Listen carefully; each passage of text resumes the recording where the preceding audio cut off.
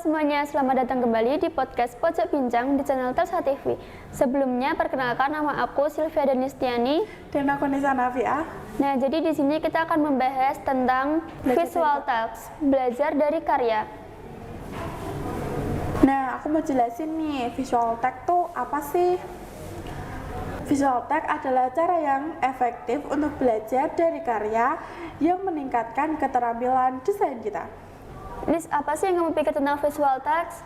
Mengapa visual text sangat penting dalam proses desain? Nah, visual text adalah cara yang efektif untuk belajar dari karya dan meningkatkan keterampilan desain kita. Dengan visual text, kita bisa memahami konsep dan prinsip desain yang kita gunakan dalam karya tersebut.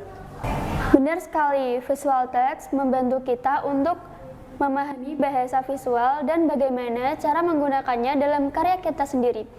Visual text juga memungkinkan kita untuk belajar dari kesalahan dan keberhasilan dari karya lain. Selain itu, visual text juga membantu kita untuk meningkatkan kemampuan analisis dan kritis kita saat dalam memahami karya. Dengan demikian, kita bisa menciptakan karya yang lebih baik dan efektif. Nah, aku setuju banget nih sama kamu nih. Visual text juga membantu kita untuk memahami bagaimana cara menggunakan elemen-elemen desain seperti warna, tipografi, menarik, dan efektif. Nah, sekarang ayo kita bahas tentang bagaimana visual text dapat membantu kita dalam belajar dari karya.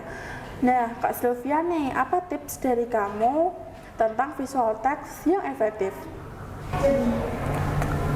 Nah, yang pertama, kita perlu memiliki kemampuan untuk memahami bahasa visual dan konsep desain yang digunakan dalam karya. Yang kedua, kita perlu memiliki kemampuan untuk menganalisis dan memahami kekuatan dan kelemahan karya. Yang ketiga, kita perlu memiliki kemampuan untuk mengaplikasikan konsep dan prinsip desain yang dipelajari dalam karya kita sendiri.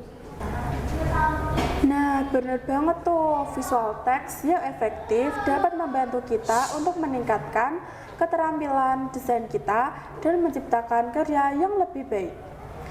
Kita juga perlu memiliki kemampuan untuk berpikir kreatif dan mengembangkan ide-ide baru. Nah, selain itu, kita juga perlu memiliki kemampuan untuk bekerja sama dengan tim dan memahami kebutuhan tim. Dengan demikian, kita bisa menciptakan karya yang relevan dan efektif. Aku setuju nih dengan kamu nih Kak Sylvia. Visual text juga membantu kita untuk memahami bagaimana cara menggunakan teknologi dan alat-alat desain untuk menciptakan karya yang lebih baik.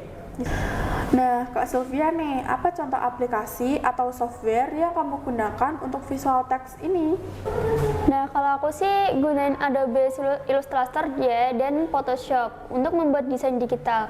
Aku juga suka pakai Sketchbook Pro untuk membuat sketsa digital dengan langsung.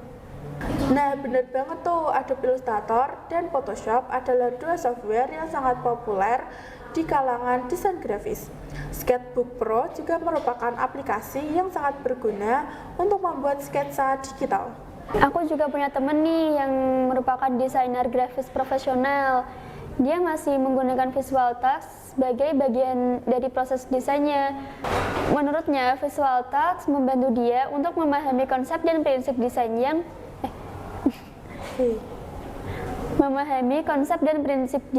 yang digunakan dalam karya. Nah, bener banget tuh, visual text juga membantu kita untuk memahami konsep dan prinsip desain yang digunakan dalam karya. Aku juga memiliki pengalaman yang sama dalam menggunakan visual text dan menciptakan karya yang inovatif. Nah, selain itu, aku juga memiliki pengalaman dalam menggunakan visual text yang menciptakan karya yang relevan. Dengan visual text, kita bisa menciptakan karya yang lebih baik dan efektif. Nah, visual text adalah cara efektif untuk menyampaikan ide dan konsep melalui visualisasi yang menarik dan interaktif.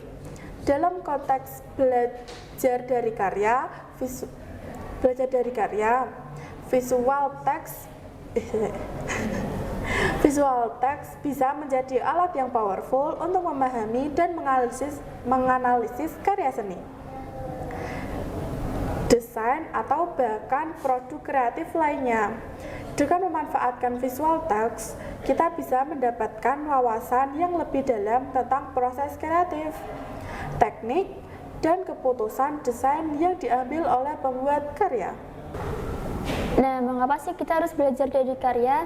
Yang pertama, inspirasi dan motivasi, yaitu melihat karya orang lain bisa menjadi sumber inspirasi dan motivasi bagi kita untuk menciptakan sesuatu yang baru dan inovatif. Yang kedua, pemahaman yang lebih dalam. Dengan menganalisis karya, kita bisa memahami teknik, proses, dan keputusan yang diambil oleh pembuat karya, yang bisa membantu kita meningkatkan keterampilan kita sendiri. Nah, yang ketiga, konteks dan perspektif. Melihat karya dalam konteks yang lebih luas bisa memberikan kita perspektif baru dan membantu kita memahami bagaimana karya tersebut berkontribusi pada bidang tertentu. Nah, ide apa aja sih dari tema visual text untuk belajar dari karya? Yang pertama ada analisis desain grafis, yaitu membahas teknik desain grafis yang digunakan dalam karya tertentu, seperti tipografi, warna, dan komposisi. Yang kedua ada proses kreatif, melihat bagaimana pembuat karya mengembangkan ide dan konsep mereka dari awal hingga akhir. Yang ketiga, karya seni dan desain, menganalisis karya seni dan desain dari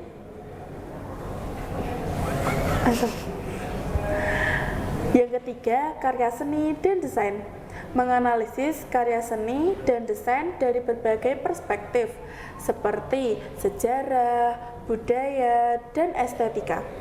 Yang keempat, ada teknologi dan desain, membahas bagaimana teknologi mempengaruhi desain dan karya. Membahas bagaimana teknologi mempengaruhi desain dan karya seni, serta bagaimana desainer menggunakan teknologi untuk menciptakan karya yang inovatif. Nah, yang terakhir nih, kolaborasi dan kreativitas. Melihat bagaimana kolaborasi antar desainer, seniman, dan profesional lainnya bisa menghasilkan karya yang unik dan menarik. Nah, kesimpulan dari visual text. Nah, kesimpulannya nih, visual text tentang karya bisa menjadi cara yang efektif untuk belajar dari pengalaman dan keterampilan orang lain. Dengan memahami proses kreatif, teknik, dan keputusan desain yang diambil oleh pembuat karya, kita bisa meningkatkan keterampilan kita sendiri untuk mendapatkan inspirasi yang menciptakan sesuatu yang baru dan inovatif. Nah, sekian dulu itu podcast dari kami. Jika ada kesalahan kata, kami mohon maaf. Dan jangan lupa like, comment, subscribe di channel YouTube kami. Dan sampai jumpa.